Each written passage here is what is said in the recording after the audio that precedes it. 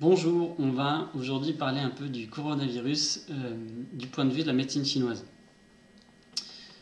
Donc, la médecine chinoise, surtout vu que ça s'est développé en Chine, ils ont eu pas mal d'occasions d'étudier de manière clinique la dispersion du coronavirus et comment il rentre dans le corps et comment on peut essayer de le ressortir.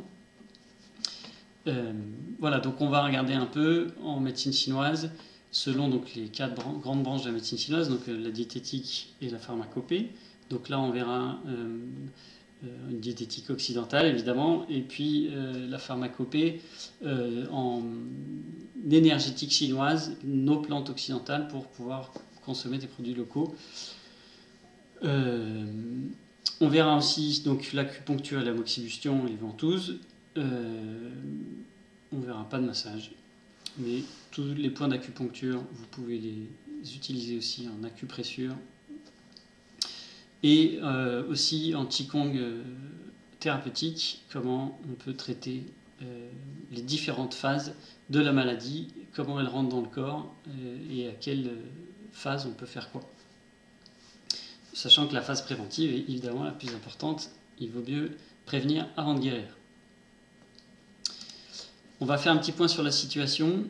Donc ils ont pu comparer en fait le génome du virus à différents endroits du globe. Et il se trouve que le virus, apparemment, il n'a pas eu besoin de muter pour s'adapter et se propager, ce qui est un peu étonnant.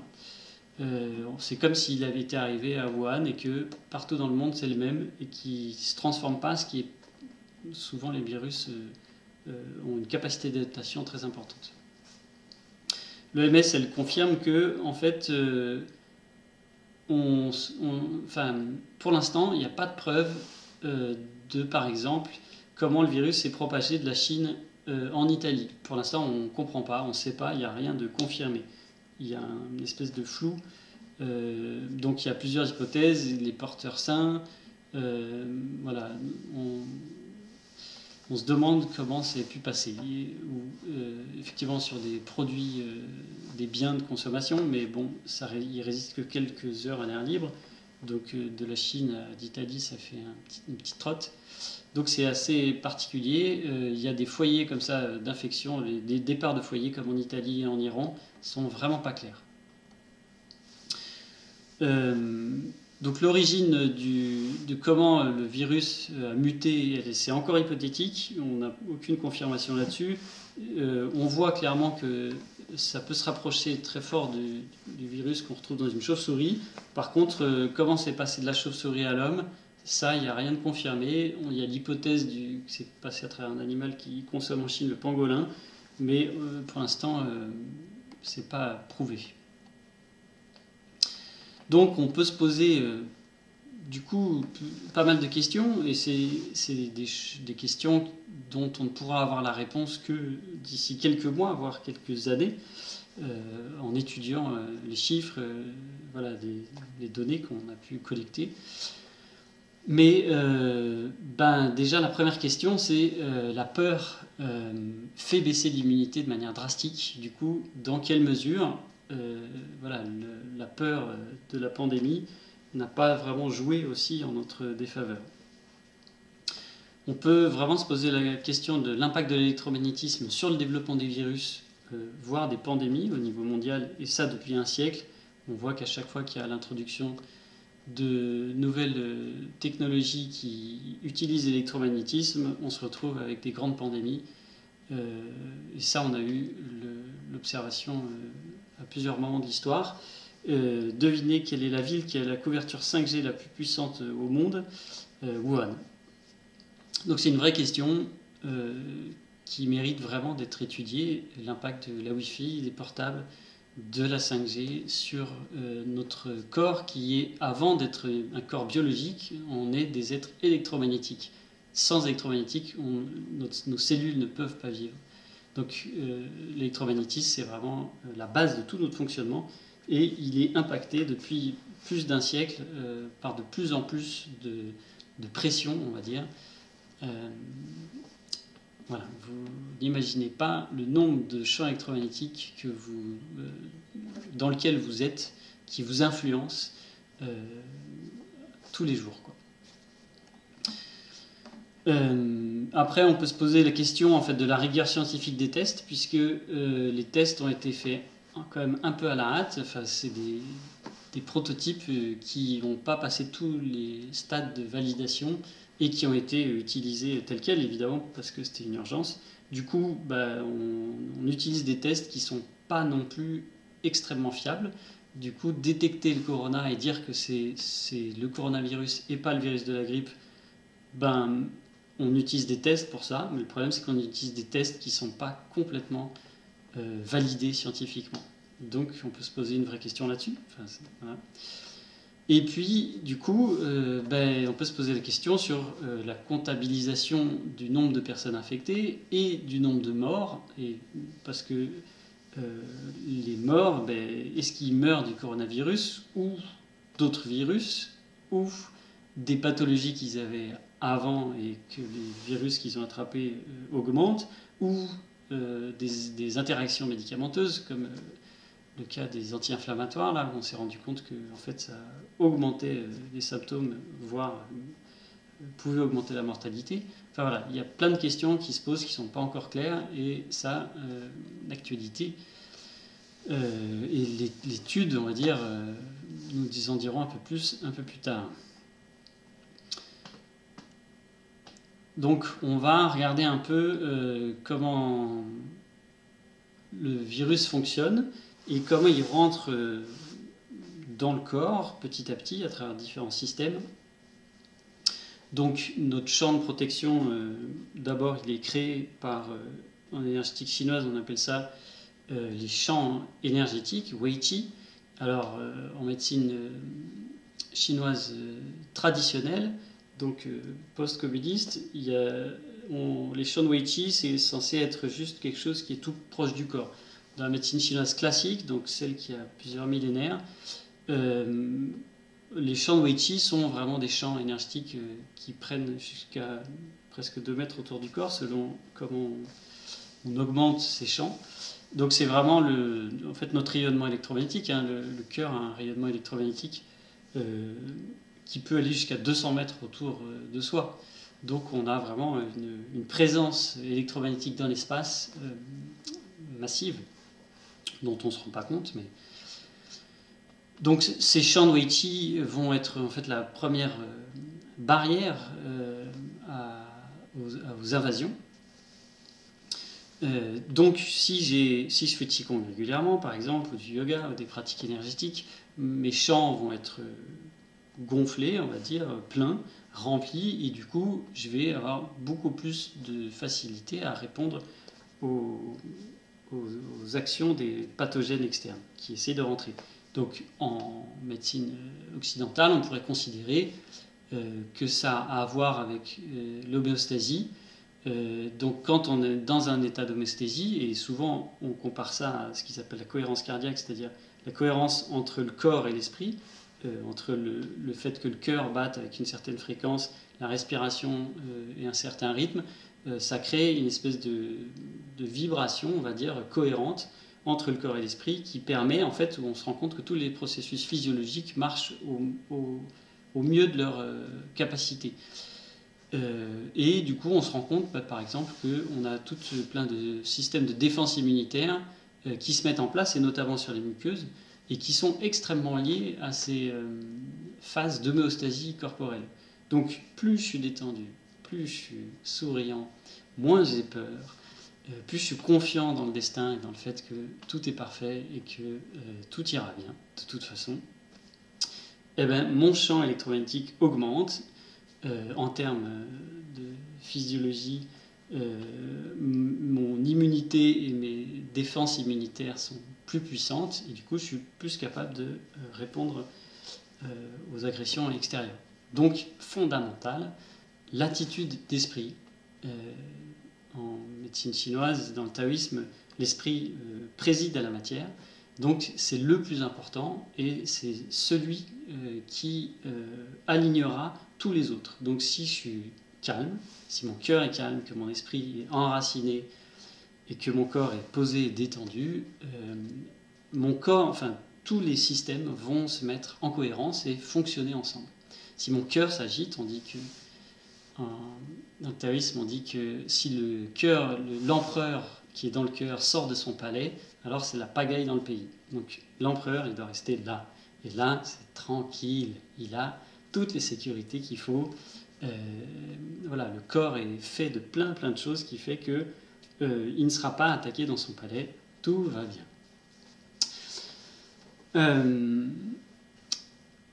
Bon, ceci dit, une fois qu'on est détendu, on peut quand même prévenir, en fait, booster son système immunitaire pour être sûr que le palais est bien protégé et que autour tout le pays coopère, on va dire, ou travaille au fait que ce soit un système cohérent et fort.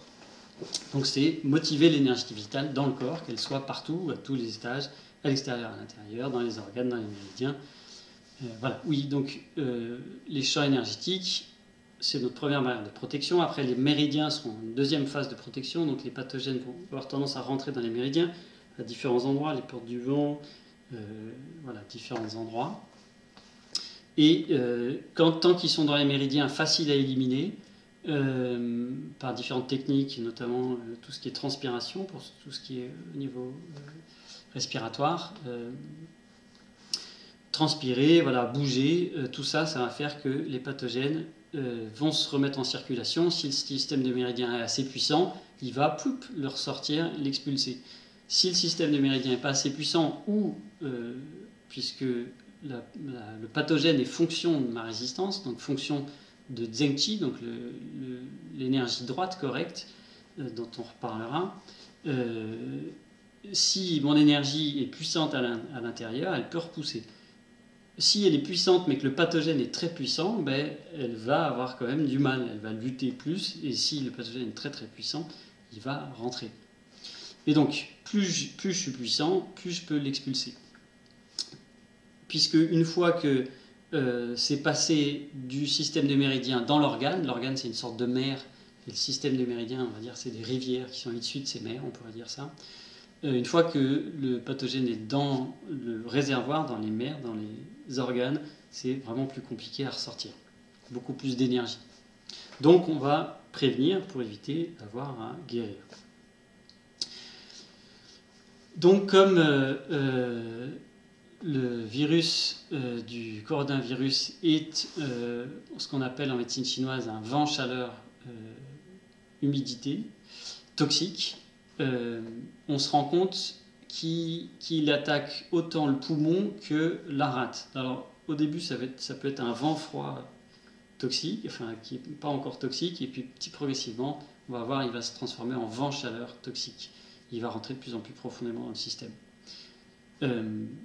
Toujours est-il que renforcer le poumon et la rate, donc le système digestif, va être extrêmement important. Donc pour tonifier la rate, ce qu'on fait, c'est d'abord on travaille sur l'alimentation. Donc d'abord on élimine de notre système tout ce qui l'encrasse. Donc là on est toujours sur le niveau préventif, mais c'est des conseils qui vont valoir aussi après pour le traitement. Ce qui encrasse le système, c'est toujours les mêmes, c'est facile, les gluten, les produits laitiers, les sucres et l'alcool. Donc regardez dans votre alimentation, où est-ce qu'ils sont placés. Par exemple le sucre, c'est vraiment une drogue internationale, extrêmement dure à éliminer, mais qui cause plein de problèmes dans notre alimentation. C'est vraiment une toxine, on va dire, tout ce qui est issu des saccharoses, de la canne à sucre. Bon, vous avez maintes vidéos et le sujet a été traité des milliers de fois. Je vous laisserai regarder ça sur Internet, comment éliminer ces produits de votre alimentation. On peut stimuler le système immunitaire avec donc les féculents, dans le sens où ils tonifient le qi, donc ils viennent du riz, ça vient apporter de l'énergie. C'est simple, mais il ne faut pas l'oublier, les céréales sont importantes. Aussi les légumes racines, donc pour la même raison, elles vont venir tonifier la rate. Les légumes verts, ils ont plein de minéraux, d'oligo-éléments, de vitamines donc extrêmement important, et notamment donc, les crucifères en fait. Donc surtout les cressons, les radis, les brocolis, voilà, tous les choux, c'est très bon pour la santé. L'autre grande famille, c'est les Aliacées, donc l'ail, qui a donné le nom à sa famille. Donc l'ail extrêmement important, mettez-en tout le temps partout. C'est vraiment un produit très puissant. Il y a des gens qui disent pas le supporter. C'est juste que en fait, au début, quand on mange de l'ail, il se peut qu'on ait des bactéries type candidose. Et en mangeant de l'ail, en fait, elle meurt et ça crée du méthane. Donc au début, c'est pas agréable, mais si vous persistez 1 ou 2 semaines, tout est nettoyé. Et après, même si l'ail, effectivement, sent par la respiration, c'est un petit peu le problème, sauf si vous le cuisez, vous allez voir que vous le supporterez bien. Donc l'ail, l'oignon, les poireaux, tout ça, c'est très très bon. Aussi les algues qui nourrissent le yin, donc les micro-algues comme la spiruline, qui vont être aussi des plantes qui vont clarifier la chaleur, éliminer tout ce côté inflammatoire. L'huile de germe de blé, les graines germées, le pollen de fleurs, tout ça, ça va stimuler votre immunité. On pourrait citer aussi la poire qui nourrit le yin du poumon et qui est un peu la cible potentielle du virus. Les infusions de thym et de sarriette, par exemple, pour rester simple, vous aideront à stimuler donc, autant le système digestif que respiratoire, comme ça, vous faites les deux en même temps. On pourrait aussi supplémenter en vitamine C naturelle. C'est sûr que ça augmente nos capacités immunitaires. Respirer de temps en temps un flacon d'huile essentielle de thym, de lauriénol, de ravinsara, d'eucalyptus, tant que vous n'êtes pas infecté, juste de respirer un peu. Voilà, pas trop longtemps, on évite de faire respirer ça aux enfants aussi, ça reste quand même voilà, irritant les huiles essentielles. On peut faire aussi brûler du papier d'Arménie, du bois de santal, des résines si vous en avez, du palo santo, tout ça pour purifier l'air de la pièce et surtout quand vous revenez chez vous, vous pouvez vous encenser avec ça, ça participe à la désinfection de l'air et donc les virus peuvent vivre moins bien dans ces types de milieux. Voilà. La base de l'immunité, c'est le sommeil. Reposez-vous, ça tombe bien, si vous êtes confiné et que vous ne travaillez pas, c'est le moment. Donc, voilà, on ne peut pas faire mieux pour stimuler le système immunitaire que de dormir. C'est comme ça qu'on vient régénérer le rein, qui est vraiment à la base de, on va dire que c'est la racine de tous les organes se reposent sur lui. C'est vraiment la batterie, quoi. Vous exposer au soleil, très important, ça va stimuler la vitamine D. À mon avis, surtout à ces époques où il y a du soleil, il commence à revenir. C'est plus intéressant que de prendre des supplémentations en vitamine D. Il se peut que la supplémentation en vitamine D bloque en fait les processus de fabrication naturelle de la vitamine D dans le corps, ce qui serait dommage de ne pas profiter de la vitamine D naturelle. Donc exposez-vous au soleil, c'est les heures les plus chaudes à midi qui sont les plus efficaces. 20 minutes, maximum de surface corporelle offerte au soleil. Très important. Le plus important, ne pas stresser, apaiser la peur, respirer profondément, bouger, faites du sport, souriez, riez. Vraiment essentiel pour l'immunité. Du coup, si vous voulez bouger, vous pouvez faire des qigong. Ça permet d'avoir une phase d'exercice corporel quotidienne, puisqu'il faut qu'elle soit quotidienne pour que ça circule et que les stagnations d'énergie ne se bloquent pas dans le corps. Vous voyez, tout le monde insiste sur l'hygiène corporelle, se laver avec du savon. On n'insiste pas du tout assez sur l'hygiène énergétique et émotionnelle. Donc, faire bouger l'énergie dans le corps quotidiennement, c'est vraiment vital pour pas que les stagnations d'énergie se fassent dans le corps. La stagnation d'énergie, à terme, c'est une maladie. Donc, se nettoyer énergétiquement tous les jours, c'est vital. Il y a plein de vidéos sur ma chaîne YouTube, différents types d'exercices Qigong. Il y a des vidéos de 30 minutes pour avoir une pratique un peu complète. Il y a des vidéos de 15 minutes, une petite vidéo de 15 minutes là, pour booster l'immunité en rapport avec le coronavirus. Et puis on pourrait rajouter pratiquer avec les arbres. Les arbres sont des vecteurs de transformation de l'énergie entre le ciel et la terre, donc ils harmonisent, ils régulent l'énergie dans nos corps de manière toujours très surprenante. Donc pratiquez avec les arbres, mettez-vous près d'arbres, échangez énergétiquement avec eux, faites la sieste à leurs pieds. Voilà, c'est vraiment des sources de régulation de l'énergie toujours étonnantes quand on travaille avec. Voilà, aussi tout ce qui est évidemment exercice respiratoire dans le Qigong, dans les yogas, dans tout ce qui est pranayama, dans quelconque discipline, exercer la respiration c'est vraiment fondamental. Donc apprendre à respirer profondément avec 3 étages corporels, petit à petit pourquoi pas maîtriser des apnées, voilà, tout ça pour arriver finalement à développer la capacité respiratoire, la VO2 max, pour avoir juste, en inspirant un peu, stocker le maximum d'oxygène. Si je suis en hypoxie cellulaire, c'est-à-dire ma cellule a peu d'oxygène dans le sang, je suis en mauvaise santé, donc mon immunité est faible, donc je peux attraper tout ce qui passe. Donc la respiration, c'est vital. La méditation aussi, on pourrait dire que c'est vital, surtout dans les mondes vraiment agités et la course continuelle dans laquelle on est tous en permanence, prendre le temps de s'arrêter et de se poser et de contempler. Donc avant d'être dans des phases de contemplation, c'est important d'apprendre à concentrer l'esprit sur une chose. Donc on fait des techniques de respiration, de concentration, pourquoi pas sur la respiration qui rentre, qui sort, faire un petit bout de temps avec ça, peut-être 10 minutes, avant de contempler et d'observer les phénomènes tels qu'ils sont dans notre corps, comment l'esprit est attiré en permanence par les 5 sens, comment l'esprit perçoit les sens, comment l'esprit perçoit l'intérieur. Donc c'est revenir à l'intérieur, tourner le regard à l'intérieur et regarder ce monde qui est nous, sauf qu'on l'oublie très souvent, le mental a tendance à être complètement tiré à l'extérieur. Donc essentiel, tourner le regard vers l'intérieur, c'est calmer le cœur, c'est stimuler, donc c'est remettre l'empereur au palais, et donc c'est stimuler l'immunité et créer une cohérence entre tous les systèmes physiques, énergétiques et spirituels dans notre corps.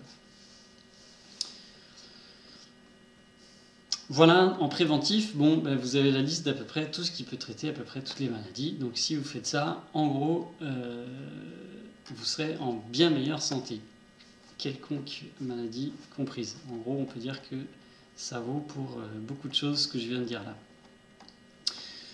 On va voir maintenant un peu plus spécialement comment traiter activement le coronavirus. Donc, on n'a pas été exposé. On sait qu'on a vu personne qui est susceptible de l'avoir. On peut juste faire un traitement préventif. De toute façon, ça va soigner à peu près tout ce qu'on peut avoir. On sait qu'on a été exposé. Du coup, on va utiliser, on va dire, des types de traitements un peu plus engagés. Donc, le coronavirus, donc je rappelle, c'est un vent toxique qui attaque le poumon ou la rate. Donc au début, ça pourrait être un vent froid qui rentre au début dans la superficie, donc c'est là où ça va être le plus facile à éliminer. Petit à petit, il rentre en profondeur dans les couches et souvent quand il arrive dans le poumon, il se transforme en vent chaleur, humidité. Et du coup, là, la particularité de ce virus, c'est que c'est une chaleur-humidité toxique. Donc c'est plus qu'une grippe, dans le sens où cette toxicité, cette chaleur toxique, elle vient attaquer le yin du poumon. Donc on pourrait dire qu'elle vient manger les tissus du poumon. Donc le parenchyme, elle vient l'attaquer. Donc c'est ça qui crée toutes les complications de ce virus. Voilà, mais donc ça c'est dans les phases plus avancées de la maladie. Le problème c'est que il incube pendant 3 à 14 jours, donc on peut se trimballer un bout de temps en étant porteur sain, voire ne jamais le déclarer comme les enfants apparemment qui le déplacent sans rien déclencher. donc ce qui complique pas mal l'enrayage de la pandémie. Donc c'est pour ça que c'est vraiment important de respecter le confinement et les gestes barrières pour éviter que ça ne tourne à la pandémie internationale, ce qui est déjà le cas d'ailleurs. Voilà, donc bien que ce soit plus qu'une simple grippe, c'est pas facile de distinguer les symptômes du coronavirus d'une grippe saisonnière, d'où l'utilisation des tests dans les hôpitaux. Voire même c'est mêlé à des symptômes de gastro, du coup vraiment pas évident de savoir j'ai quoi, une simple grippe, une grippe et une gastro, ou le coronavirus. Bah, ça peut être tout ça à la fois, et aujourd'hui même c'est pas vraiment évident de savoir qui est quoi. Donc rassurez-vous, vous avez peut-être juste une grippe et vous pouvez la soigner globalement avec tous les conseils que je dis là. Ça vaut aussi pour une grippe, un peu moins pour une gastro, mais disons que ça couvre aussi ce côté-là. Donc, donc quand on n'a pas de symptômes, on sait qu'on a été en contact, mais il n'y a rien qui se passe, peut-être qu'on n'a rien. Donc bien dormir, respirer profondément, faire du Qigong, voir de la cohérence cardiaque. Si vous n'avez pas d'exercice de Qigong connu, vous pouvez aller voir sur ma chaîne YouTube pour voir des vidéos de Qigong. Voilà, continuer à bouger, à faire du sport. Enfin, voilà, le corps humain doit bouger pour être en bonne santé. Faites attention à pas paranoïer, donc vraiment important de maîtriser la peur, de pacifier le cœur, de se calmer. Exposez-vous au soleil, mangez de la vitamine C, tout ce qu'on a dit, là, surtout l'ail et la spiruline, les shiitake, ouais, très intéressant, les champignons, notamment le shiitake, mais tous les champignons sont intéressants. Et c'est vrai que le shiitake, ça vient vraiment renforcer l'immunité de manière très importante, mais la spiruline aussi, l'ail aussi. Voilà, tout ça, c'est des choses à avoir dans vos compléments alimentaires. On pourrait aussi utiliser le chlorure de magnésium. Vous en prenez tant que vous n'avez pas la diarrhée, surtout pas aller jusqu'à la diarrhée. Ou sinon des formules genre citrate de magnésium qui déclenchent moins de diarrhée. Au début, dans ces phases-là, en médecine chinoise, on fait attention à ne pas booster l'immunité plus que ça. Enfin, dans le sens avec des plantes vraiment qui tonifient le qi de manière importante, pour pas éventuellement renforcer, trop activer la réponse immunitaire et ou renforcer le virus. Voilà, ça pourrait avoir cette action-là aussi de donner de l'énergie au virus. Au début, passer les premières phases, les 3 premiers jours, on va dire, de lutte du corps, alors on peut commencer vraiment à renforcer l'immunité. Donc, dans les phases de je ne sais pas si je l'ai, mais il y a des risques. Du coup, on peut prendre des moxa, donc c'est des bâtons d'armoise, et ou, si vous n'avez rien, une cigarette, mais je ne vous recommande pas de fumer pour autant.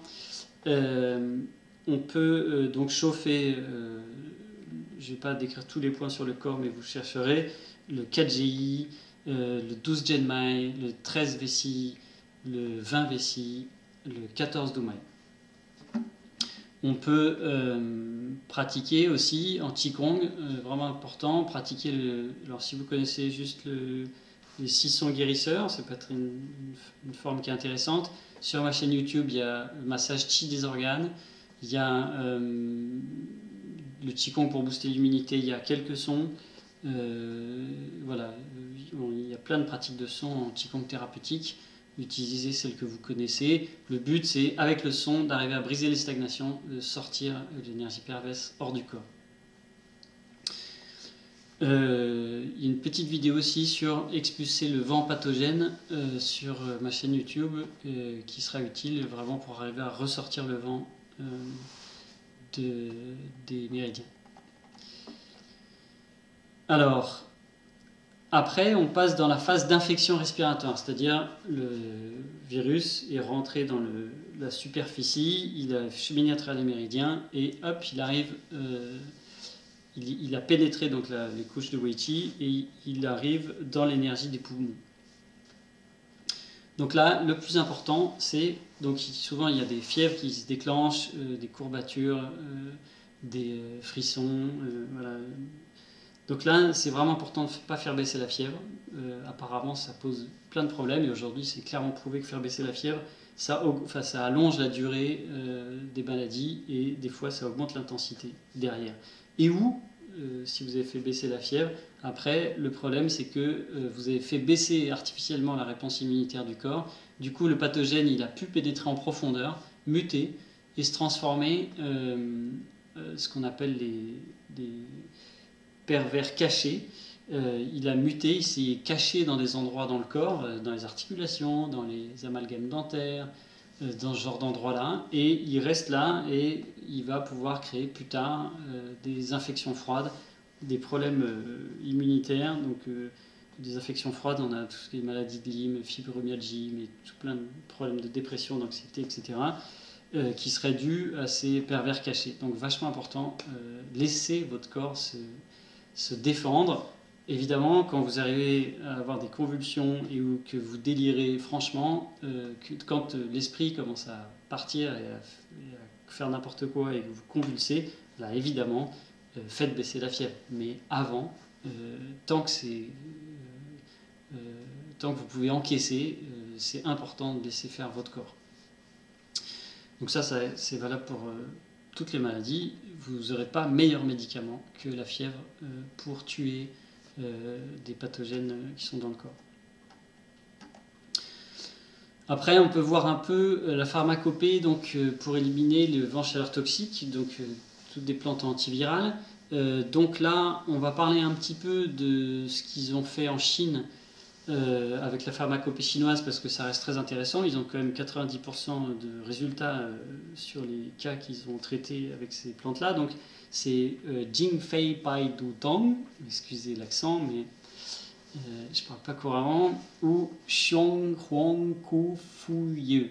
Donc vous pouvez essayer de vous fournir ces plantes-là voilà, pour traiter le virus. Aujourd'hui, c'est le traitement le plus efficace du coronavirus, sachant qu'en médecine occidentale, on n'a pas de traitement, on n'a que des traitements symptomatiques.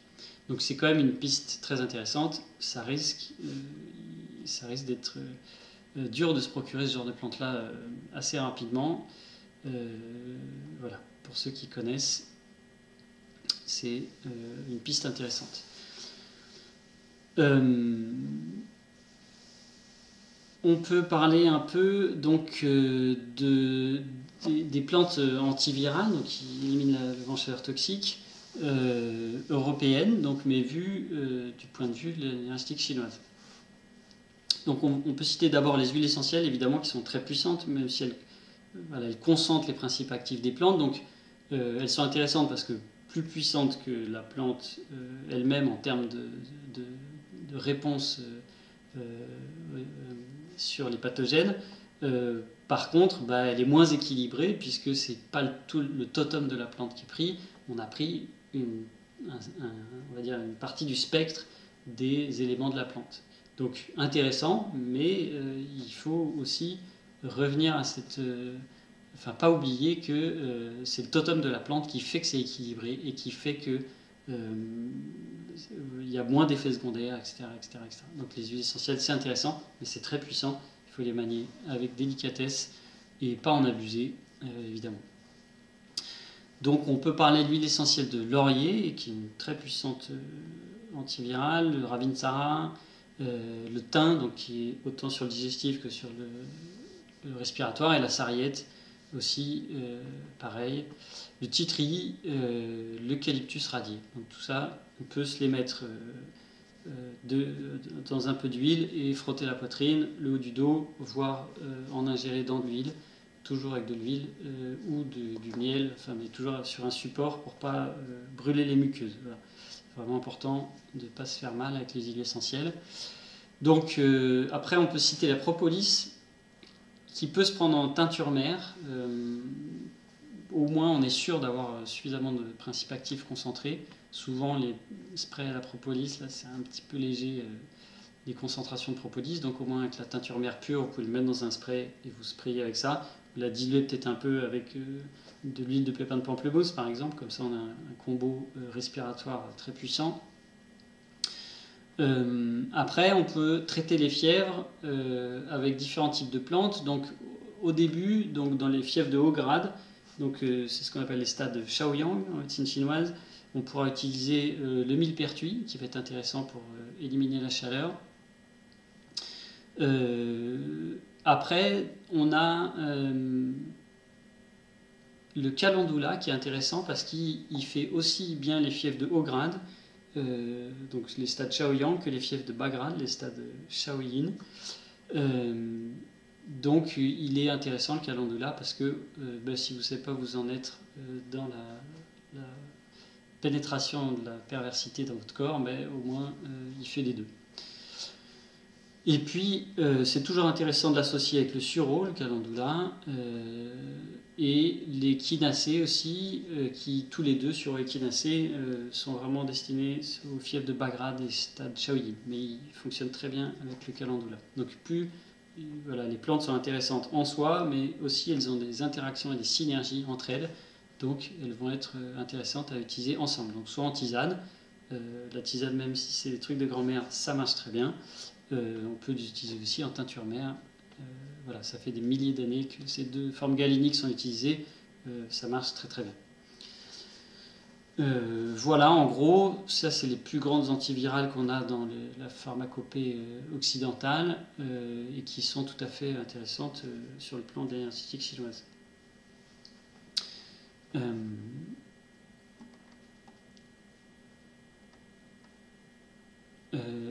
L'acupuncture, donc, et où l'acupressure, on va utiliser là du coup le 4GI, le 7 poumons, 22 Genmai, le 20 VB. On peut aussi faire des ventouses, et où l'acupression sur le 14 Dumai, 13 Vessi, 18 Vessi, 20 Vessi. Voilà, des idées de points. Donc ça c'est vraiment basé sur la clinique chinoise dans les hôpitaux de ces derniers mois. C'est ça qui marche le mieux en acupuncture. Qigong des sissons, toujours, que vous pouvez pratiquer pour nettoyer les organes, et spécialement le son du poumon, donc et en Qigong thérapeutique, on utilise le son Shang. Shang.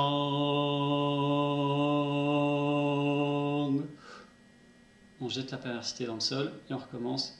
Déjà, rien que ça. Et où donc le son au niveau de la rate, si vous voyez qu'il y a beaucoup de diarrhée, de symptômes digestifs. Donc le son de la rate, c'est le son Hu. Ça, c'est le son, on va dire, thérapeutique classique. Mais quand on veut vraiment avoir plus d'impact sur les stagnations d'énergie, on utilise le son gong. Gong.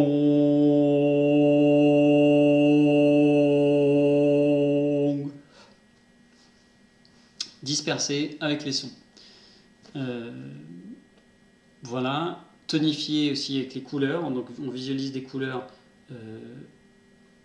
blanc sur le poumon, jaune sur la rate. Toujours tonifier les reins avec la couleur bleue. Voilà. Après, selon, ça c'est un peu délicat, il faut voir quel système d'organes est le plus dans le déséquilibre, avec le pouls, la langue, la palpation, l'interrogatoire. Ça permet de faire un bilan énergétique qui permet de voir les déséquilibres qu'il y a dans le corps et de les rétablir plus précisément avec de l'acupuncture, de l'acupressure, des moxas, des visualisations de couleurs, des qigong. Enfin voilà, après c'est tout le panel d'outils de qigong thérapeutique et de l'acupuncture qu'on peut utiliser. Pour finir sur le qigong, pratiquer avec les arbres, ça reste vraiment quelque chose d'extrêmement puissant pour réguler l'énergie. La respiration, donc travailler des exercices respiratoires, si vous maîtrisez les apnées, pourquoi pas, très puissant.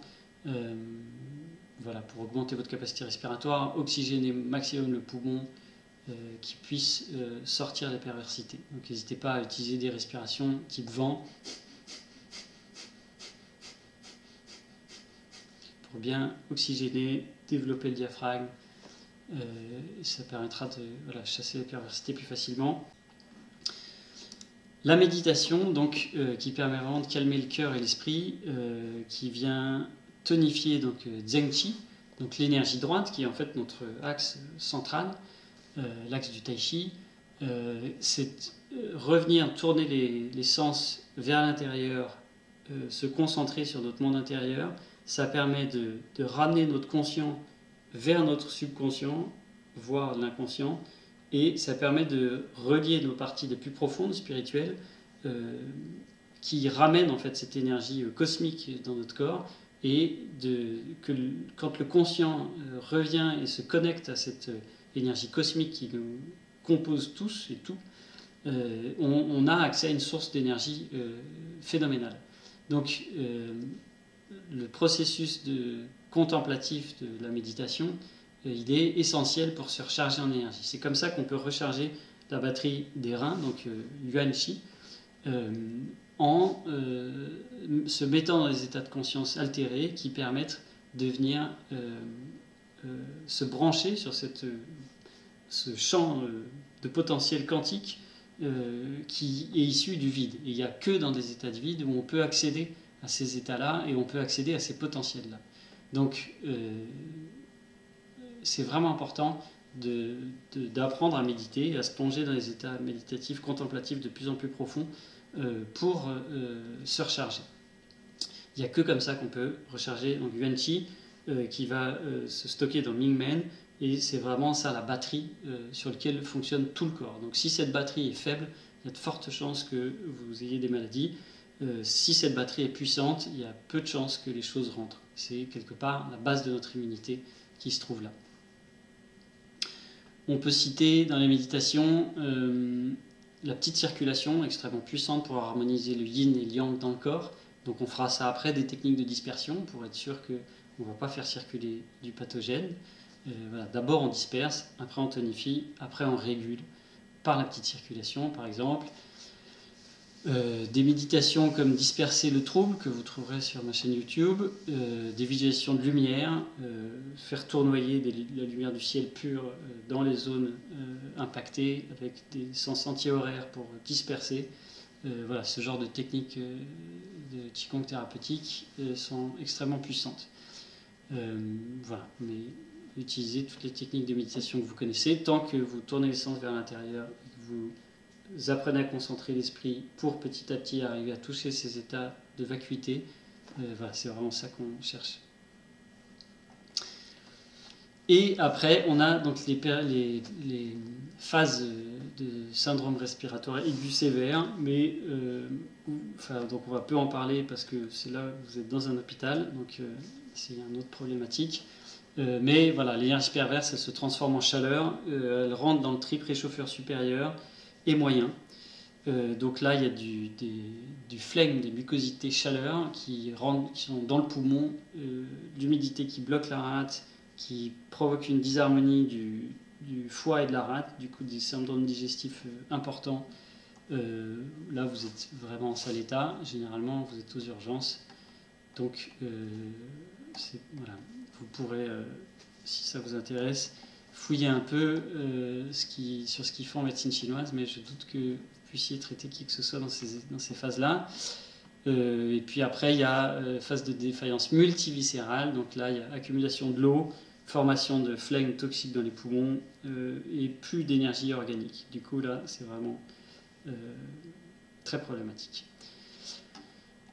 Mais on peut parler des phases de convalescence où il y a une faiblesse de l'énergie du poumon, de la rate et des reins. Donc on va chercher à tonifier ça donc, en visualisant la couleur bleue dans les reins, la couleur jaune dans la rate, la couleur blanche nacrée dans les poumons. Voilà, donc des phases de méditation où on vient se concentrer sur ces couleurs dans les organes. Ça permet de motiver l'organe à revenir sur sa fréquence d'origine. La couleur, c'est une vibration, une fréquence. L'organe a une fréquence, on vient stimuler et rappeler à l'organe que c'est ce type de fréquence et de vibration-là qu'il est censé émettre. Donc on vient en fait stimuler l'énergie de l'organe. On peut utiliser aussi l'acupuncture donc 36 estomacs, 4 GI, 12 Genmai, 6 Genmai. Voilà, et encore une fois, l'énergie des arbres, l'énergie du soleil, mettez-vous au soleil, absorbez son énergie consciemment, visualisez l'énergie du soleil qui rentre dans votre corps, qui vient pénétrer jusqu'au plus profond de vos cellules. Si le yin du poumon a été attaqué, si la lune est en train de monter, branchez-vous sur la lune. Il ne faut pas qu'il y ait de nuages, de perturbations entre vous et la lune, mais connectez-vous à la lune, absorbez son énergie yin. Rentrez-la dans votre corps, visualisez-la, nourrir les tissus yin du poumon. Branchez-vous à l'énergie de la terre, enracinez-vous de toute façon, marchez pieds nus, voilà, touchez la terre, jardinez. Tout ça, c'est vraiment extrêmement bon pour vous équilibrer. L'électromagnétisme du corps a besoin de ce contact avec la terre quotidien. Voilà, tout plein de pistes à explorer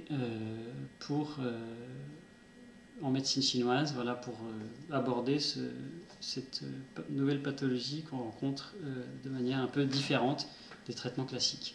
Donc, à savoir qu'en Chine, la médecine chinoise dans les hôpitaux, elle a eu des très bons résultats avec le coronavirus. Donc, c'est vraiment une médecine qui mérite de travailler avec toutes les autres médecines mondiales, la médecine occidentale, mais comme tout plein d'autres médecines, utiliser les plantes locales. On a la chance d'avoir développé des techniques de soins depuis des millénaires dans toutes les régions du monde.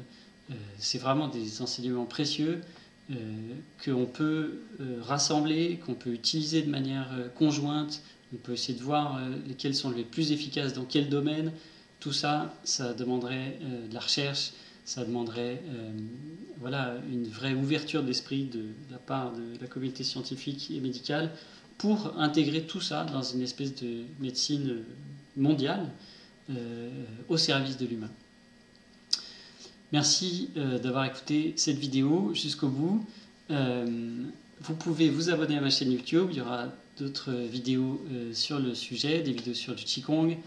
N'hésitez pas à diffuser ça, parlez-en autour de vous.